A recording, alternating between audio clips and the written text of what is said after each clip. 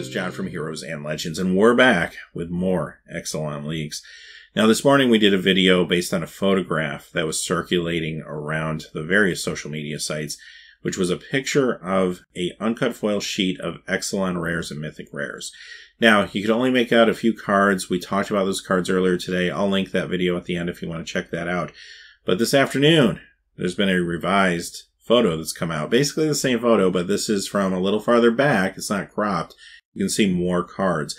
Now, it's still difficult to read a lot of them, and I spent a lot of time looking over it, trying to decipher a lot of it. I'm just going to give you my results, what I found, and just give you kind of the highlights, but I'll put the picture up in a second so you can start to look too. Maybe you'll see something I missed for sure. Quickly, though, I do want to mention, this is just very disappointing for Wizards, I'm sure, and also for me and for a lot of us, I think, as fans, that all this information is getting out there so early. I mean, this is a set that doesn't come out till the end of September. We just really heard a little bit about it yesterday. A lot of people were excited, and now all of this information is coming out. By the time the set comes out in September, a lot of people will be bored and ready for the next thing, I feel like, unfortunately. So do you think this kind of hurts Wizards, not only their marketing plan, but just the excitement around the reveal weeks and stuff like that we get to experience as fans? So I hate reporting on these, quite honestly, but I also do feel like everyone should be on an even playing field. Once these photos are circulating out there on message boards and Twitter and Facebook, I do think it is part of my duty to make sure my viewers are aware of it too, because this can affect the market. I mean, people will see these leaks and they could have some effect on some secondary market singles. And I think everyone should be on the same page. I don't want anyone getting ripped off in trades or anything like that. So it is important to get the information out there. It just kind of pains me to do it, quite honestly. So anyway, with that out of the way, let's just get into the picture, and I'll bring it up. Like I said, it's really hard to read. I'm going to share with you my notes that I took as I went through this. But let me know if you noticed something that I didn't. I mean, first off, I'll say there's a couple planeswalkers up there. It looks like maybe, I can't tell if it's a white planeswalker or blue. There's definitely a blue planeswalker up there. And that's interesting. I mean, you can't really make out much more than that. One of them has a loyalty of 3. But we did see from the previous picture that it appeared that the check lands or buddy lands were coming back, at least the allied ones. Well, we do see 2 more allied ones here with Dragon's Call Summit and Drowned Catacombs. There's a couple reprints there. And here's some of the other highlights that I saw.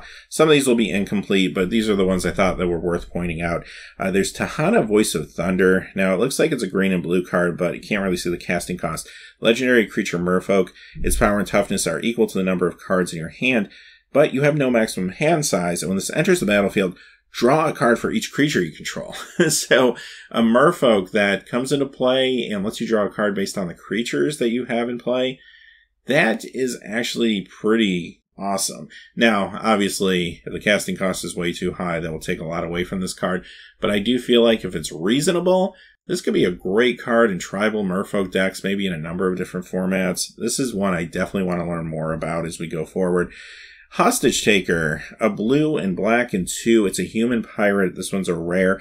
And when this enters the battlefield, exile target artifact or creature until Hostage Taker leaves the battlefield. You may cast that card as long as it remains exiled, and you may spend mana as though it were of any type to cast that spell. It's a 2/1. So it's kind of cool. You get to exile something. You have a chance of maybe taking it as your own. I do feel like it's probably a rules nightmare, though, if this can only target another Hostage Taker. I don't know. That's going to be confusing. That might be an endless loop. I'd have to think about that some more, but it can't be fun. So maybe they'll have to errata that, or at least make that rule a little clearer. Ashes of Abhorrent, a white and 1 enchantment rare. Players can't cast spells from graveyards or activate abilities of cards in graveyards. Whenever a creature dies, you gain a life. So here's another graveyard hate card, another real affordable one, a white and 1. A card that will definitely see play out of sideboards and probably all sorts of formats. I can see this seeing play, honestly, in Vintage, Legacy, Modern, all the way up. So this is another anti-graveyard card that is going out there, maybe yet trying to push Dredge back a little more. I don't know. Here's another really interesting card to me. Veraska's, I can't read the second word, but it's 2 black and 2. It's an instant rare. Exile target creature or planeswalker, and you gain 2 life. So you're getting the exile effect. I think that's pretty cool. It costs 4, but it's at instant speed. They're throwing you a couple life too, but that's inconsequential most of the time. But you know what? 4 at instant speed, this is going to be a really good card, especially considering it exiles. So that way, again, if there's some sort of graveyard recursion or anything like that going on, it kind of puts the kibosh to that real quick. So this is another very strong card. Deeproot Champion. This is a green and 1. It's a Merfolk Shaymin rare. Whenever you cast a 9-creature spell, put a +1/+1 counter on this. And I can't tell if it's a 2/1 or a 1/1. So cheap creature that potentially could grow. Bishop of Rebirth, 2 white and 3, Vampire Cleric rare, Vigilance. When this attacks, you may return target creature card with converted mana cost 3 or less from your graveyard to the battlefield. It's a 3/4. Well, I always like things that take cards directly from my graveyard and put them right back into the battlefield. And 3 or less is actually a pretty significant amount of cards that you might be running in a deck. That's going to be the meatiest part of your curve for the most part. So this could be interesting. I don't know if it's going to fit into all decks, but maybe the top of a curve of a white weenie style deck. I mean, it does have that 2 white and 3. It's going to be competing with a lot of good cards at that point.